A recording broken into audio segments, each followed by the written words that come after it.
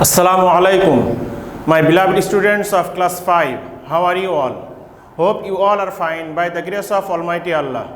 Alhamdulillah, I am also fine by the kindness of Allah the Exalted. Welcome to NIEVS Home School. This is Wahid Noor, Assistant Teacher of Islamic Studies, National Ideal English Version School Day Shift. Today I am going to take the class of Islamic Studies for class 5. And today our topic is SQ, short question answer 18 to 22. It means 5 short question answer. Part 4, all question answer is competency based from chapter 1. And this is lecture number 12. My beloved students, there is no HW today. So last class you got the HW. Last class you got the HW from 12 to 17 from there. I mean previous YouTube class you got from there the HW. You will do that and submit the Saturday. So let's start our topic today. Question number 18. What is called Mizan? Students keep attention here. Mizan spelling both are correct. So you can follow anyone. M-E-E-J-A-N Mizan or M-I-Z-A-N Mizan, both are correct. Okay, so what is called Mizan? Answer, Mizan means an instrument or balance for measurement. On the day of Hashur, our book of deeds containing our virtues and vices will be weighed by a weighing machine is called Mizan. Students, already we discussed in the discussion class about the Mizan. Mizan is one kind of scale. I have shown you in your book that is page number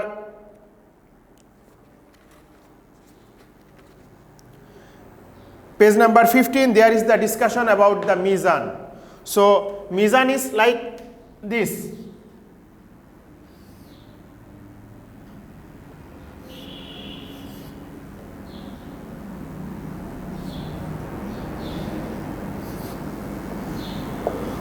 So this is one kind of Mizan. So there will be two scale and all of our worldly activities, vices and virtues, good activities and bad activities will be weighed by keeping on the two scales, and those which scale will be heavy, they will go to that places. So this is the definition. Now question number 19. What do you need to know in order to show obedience to Allah? I mean, for showing the obedience to Allah, you are the obedient person of Almighty Allah. If you want to show that, so what do you need to know about the Almighty Allah showing the obedience? So answer is, in order to show obedience to Allah, we need to know about the entity of Allah. Students, entity means existence.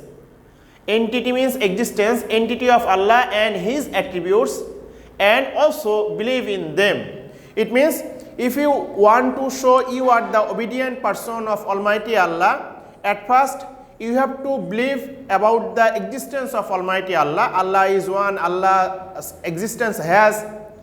So this is first one. Then you have to believe the attributes of Almighty Allah.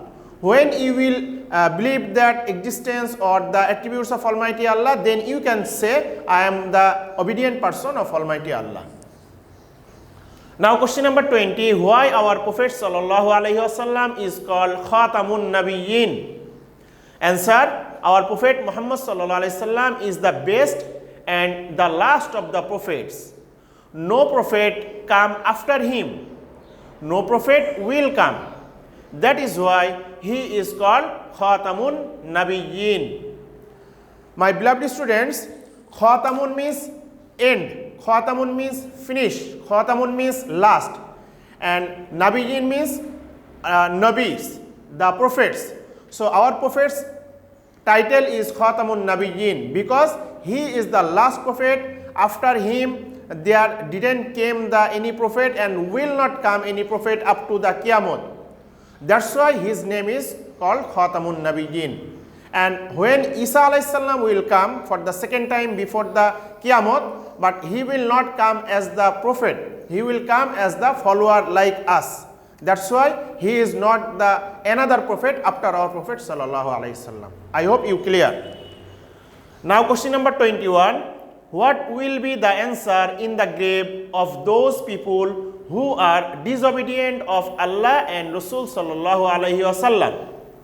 Answer: those who disobeyed the word of Allah and Rasul sallallahu alaihi wasallam, they will not be able to answer correctly in the grave. They will regret and say, regret means repent, and say, we do not know anything. Student, this is very important.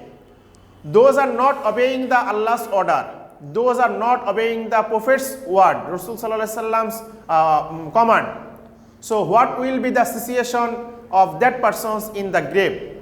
So when they will face the question and answer, then they cannot give that answer. Man rabbuka, ma dinuka, man nabiyuka, they cannot say that answer. And at that time, they will regret, they will repent, and they will say, la adri in Arabic. So that means, I do not know anything. So that will be the very horrible situation for that person. After that, the punishment will be started. So we will follow our Allah's order and the Prophet's words, commands also. Then we can give the answer in the grave properly. Okay, now question number 22, last question. Who were the guides of human beings? Answer: prophets and messengers come to teach the Tawheed, Risalat, Deen, etc. to the people of every region of the world. They were the guides of human beings. This is the main answer. They were the guides of human beings. They means the prophets and messengers. So prophets and messengers, they were our teacher, they were our guide. They came to the, they selected from the Almighty Allah, they are the prophets and messengers, and they taught us about the Tawheed, the Risalat, the Akhirat, the Lak, etc. etc. So that's why they are our teacher and they are our guide. I hope you understood. My beloved students, today you have no HW. I already told you. So according to the previous class, previous YouTube class, there is the HW already, you got that. So you will do that and submit the next Saturday, inshallah. Okay, that's all for today, my dear students. Keep practicing at home and to abide by your parents. See you next class, inshallah. Till then, assalamu alaikum.